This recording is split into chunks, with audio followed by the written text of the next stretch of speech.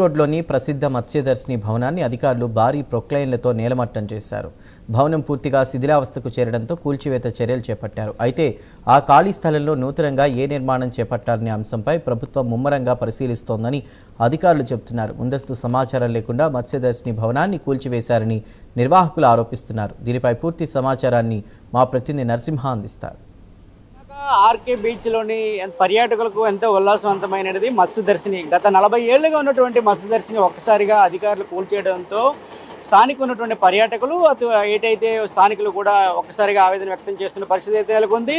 గత రాత్రి అధికారులు అయితే ఒక్కసారిగా ఈ యొక్క మత్స్యదర్శిని కూల్చేయడంతో అందులో ఉన్నటువంటి చేపలు కూడా కొన్ని కూడా ఏదో చనిపోయిన పరిస్థితి అయితే నెలకొంది. చూసుకుంటే ఏ ముందస్తు సమాచారం లేకుండా ఇది ఎందులో ఉన్న ఈ మత్స్యదర్శిని కూల్చేశారంటూ కూడా ఈ పర్యాటకులు కూడా స్థానికులు కూడా ఆవేదన వ్యక్తం పరిస్థితి నెలకొంది. విశాఖ బీచ్ రోడ్లో పేరెన్నికున్నటువంటి మత్స్యదర్శిని జీఎంసీ అధికారులు రాత్రి కూల్చేయడంతో ఇందులో ఉన్న రకరకాల చేపల్ని వేరే సురక్షిత ప్రాంతాలకు తరలించకుండానే జీఎంసీ చర్యలకు పాల్పడేందుకు కూడా అటు పరిస్థితి విమర్శలు ఎదురవుతున్నాయి చూడొచ్చు.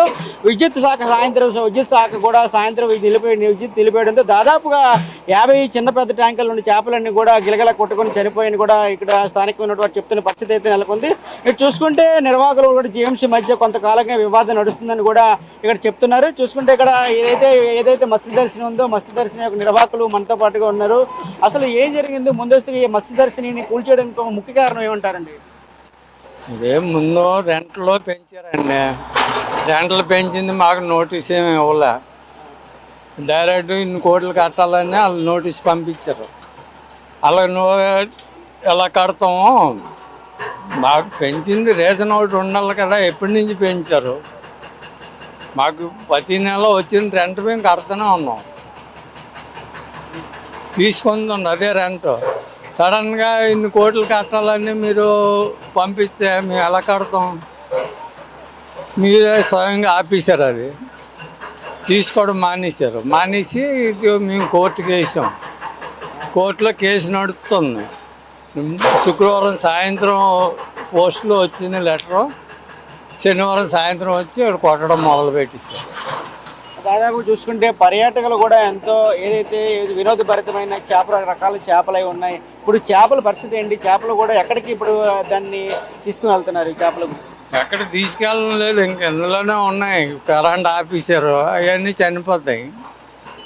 అందుకు మించి అధికారులు ఏం చెప్తున్నారు? అధికారులు మీరు ఖాళీ చేసేయండి. ఎక్కడ ఖాళీ చేసి ఎక్కడే తీసుకుంటాం చేపలన్నీ తీసుకెళ్ళి? బాగా వల్ల అవదో మీరు వచ్చి మీరు ఎలా బంద్ చేశారో, కరెంట్ బంద్ చేశారో మీ వాళ్ళని వచ్చి రప్పించి మీ చేపలు మీరు పట్టుకెళ్ళిపోండి అని చెప్తున్నాను. చూసుకుంటే ఇక్కడ వాతావరణ పరిస్థితి అయితే ఏమైతే చేపలు అయితే ఉన్నాయో ఇక్కడ రకరకాల మత్స్య సంపద చాలా ఏళ్లుగా ఇక్కడ పర్యాటకులకు అయితే కనువిందు చేస్తున్న క్రమంలో ఒక్కసారిగా ఏ విధమైన ముందస్తు సమాచారం లేకుండా ఈ తరహా మత్స్యదర్శిని ఒక్కసారిగా కూల్చేయడంతో కూడా ఇక్కడ చాలామందికి ఉపాధి కోల్పోతున్నామని, అదేవిధంగా ఒకవైపు చూసుకుంటే పర్యాటకులు కూడా విశాఖ ఆర్కే బీచ్ కొత్తవేడు దూరంలో ఉన్నటువంటి ఒక మత్స్యదర్శిని సుమారుగా 40 ఏళ్లకు పైన ఉన్నటువంటి ఏదైతే మత్స్యదర్శిని ఒక్కసారిగా ఈ తరహా కూల్చివేయడంతో కూడా స్థానికంగా ఉన్నటువంటి సర్వత్రా ఆరోపణలు అయితే ఎదురవుతున్నాయని చెప్పవచ్చు. చూసుకుంటే ఏదైతే ఇప్పుడైతే మత్స్యదర్శిని ఆపేందుకు కూడా సాయంత్రం కూడా వచ్చి ఒక్కసారిగా విద్యుత్ సరఫరా ఆపేశారని, అదేవిధంగా ఈ తరహా ఏదైతే మత్స్య సంపద కూడా చేపలు కూడా ఇప్పటికీ లోపల ఉన్నాయని, చాలా ఆక్సిజన్ అందక చనిపోయే స్థితిలో ఉన్నాయని అధికారులు కూడా ఇప్పటికీ కూడా స్పందించకుండా చేపలు అలాగే వదిలేసి ఈ యొక్క ఏదైతే మత్స్యదర్శిని కూల్చే ప్రక్రియలో ఉన్నట్టుగా చెప్తున్న పరిస్థితి అయితే నెలకొంది. ఏదేమైనా కూడా ఈ 40 ఏళ్ళ సుదీర్ఘ చరిత్ర ఉన్నటువంటి మత్స్యదర్శిని ఈ తరహా కూల్చడం పట్ల స్థానికులు అటు పర్యాటకులు ఏదైతే నిర్వాహకులు కూడా ఆవేదన వ్యక్తం చేస్తున్న పరిస్థితి అయితే నెలకొందని మనం చెప్పవచ్చు. కెమెరామెన్ సుధాకర్తో Narasimha, prime 9 Visakhapatnam RK beach నుండి.